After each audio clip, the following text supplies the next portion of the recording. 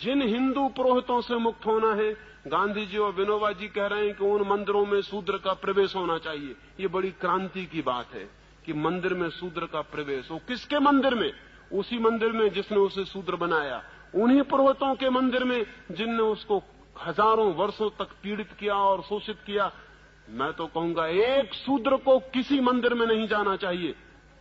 अगर सारे ब्राह्मण पैर पड़े तो भी नहीं जाना चाहिए, क्योंकि उस मंदिर में क्यों जाना जिस मंदिर ने तुम्हें तोड़ा और नष्ट किया और बर्बाद किया और शोषण किया।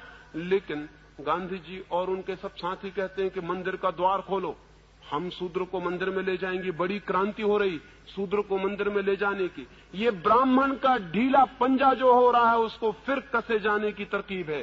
फिर ब्राह्मण के हाथ में पहुंच जाएगा ये शूद्र उसके मंदिर में जाते ही। आज वर्ण टूटने के करीब आ गए हैं, व्यवस्था टूटने के करीब आ गई। उसको फिर से नई शक्ल देके फिर उसको उसी व्यवस्था के भीतर रखने की कोशिश चल रही है। डर है कि कहीं शूद्र हिंदुओं के बाहर न चला जाए। लेकिन शूद्र को हिंदू के भीतर रहने की जरूरत क्या है? सच तो यह है किसी को भी हिंदू होने की जरूरत क्या है, किसी को मुसलमान होने की जरूरत क्या है? आदमी होना पर्याप्त है। और जिसको आदमी होना पर्याप्त नहीं मालूम होता वो हिंदू या मुसलमान होने से कुछ और विकसित नहीं हो जाएगा। आदमी होना काफी है। हिंदुस्तान में एक क्रांति की जरूरत है कि शूद्र तो कह ही दें कि अब हम हिंदू नहीं हैं, लेकिन बहुत से वे लोग जो शूद्र नहीं हैं और बुद्धिमान हैं वे भी कह दें कि हम हिंदू नहीं हैं। और बहुत से वे लोग जो बुद्धिमान हैं कह दें कि हम मुसलमान नहीं हैं। बहुत से वे लोग जो बुद्धिमान हैं कह दें कि हम जैन और ईसाई नहीं हैं, हम आदमी हैं। और अगर हमें खोज लगनी है सत्य की, अगर हमें प्रभु को खोजना है तो हम खोजेंगे, लेकिन हिंदू के मंदिर में नहीं, मुसलमान के मंदिर में नहीं। इतनी बड़ी दुनिया उसका मंदिर है, हम यहीं खोजेंगे।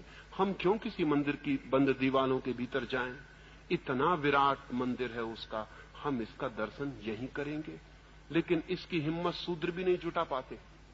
वो भी कहते हैं हम हरिजनों को अधिकार दो, हम हरिजनों को जगह दो, मंदिर का द्वार खोलो, हम भीतर प्रवेश करेंगे।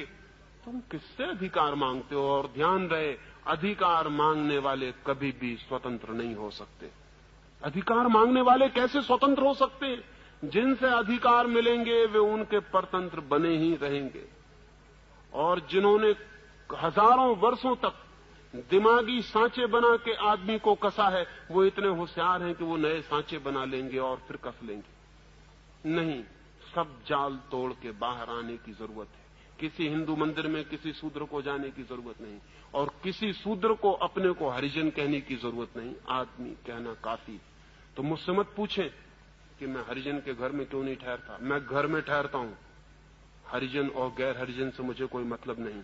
आप आ जाएं मुझसे कहें कि चले मेरे घर, वहां मैं ठहर जाऊंगा। लेकिन अगर जरा भी आपको भ्रम हो और आप प्रचार करें कि हरिजन के घर में ठहरा हूं, तो ऐसे पागलपन में मैं नहीं जाने को राजी होऊंगा। ये पागल घर है, आदमी का घर होता है। मैं मेहमान बन सकता हूं आदमी का, हरिजन वगैरह से मुझे कोई मतलब नहीं है। हजार कारण हो सकते हैं, लेकिन एक ही कारण काफी है।